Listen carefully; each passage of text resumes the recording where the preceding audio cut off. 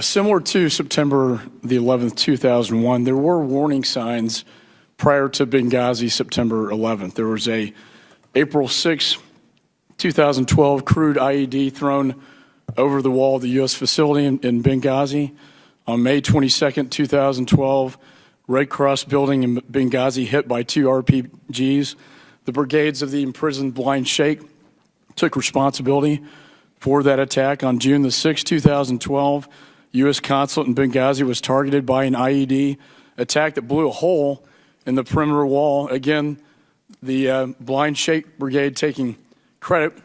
And then on August 16th, we have this cable that's been widely reported, a classified State Department cable warning that the Benghazi consulate could not withstand a coordinated attack. And the regional security officer believed our consulate could not be protected at an emergency meeting less than 1 month before the attack on 9/11.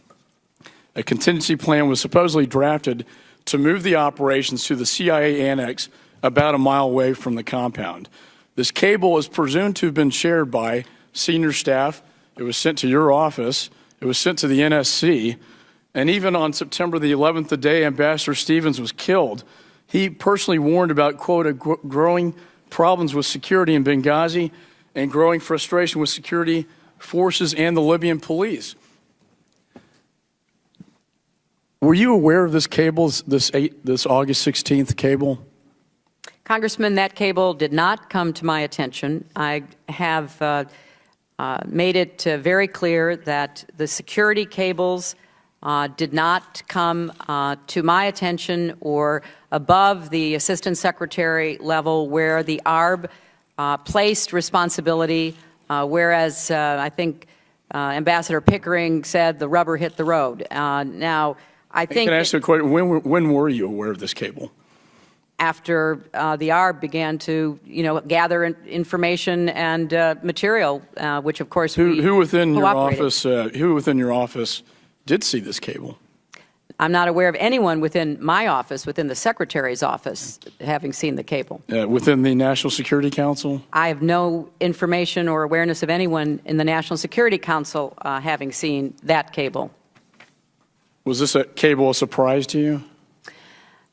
You know, Congressman, it was very disappointing to me that the ARB concluded there were inadequacies and problems in the responsiveness of our team here in Washington to the security requests that were made by our team in Libya. And I was not aware of that going on. It was not brought to my attention, but obviously it's something we're fixing and intend to put into place protocols and systems to make sure it doesn't happen again. Well, I certainly hope so. I think when you have a United States ambassador personally warning about the situation over there, sending this cable to your office, well, if I could— 1.43 million cables a year come to the State Department. They are all addressed to me. They do not all come to me. They are sorted through the bureaucracy. Certainly somebody within your office should have seen this cable, in my judgment.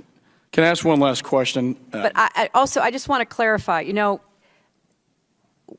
as with regard to the security requests subsequent to the August 16th cable, our personnel in Libya had not submitted any additional security requests to Washington at the time of the September 11th attack. Now, there was an ongoing dialogue, as you know, between Libya and Washington. I think it is— Reclaiming my time is very limited. An emergency meeting was held and a cable sent out on August 16th by the ambassador himself, warning of what could happen. And this cable went unnoticed by your office. That's the bottom line. That's how I see it. The facts as we have them, Congressman, and I will be happy to have people give you this in detail. The August 16th cable stated that security requests for Benghazi would be forthcoming.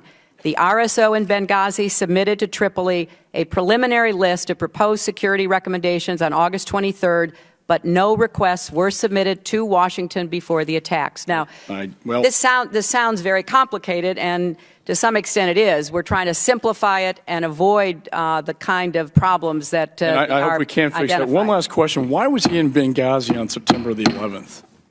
I'm going to go now to Mr. William Key. I'll submit that question in writing.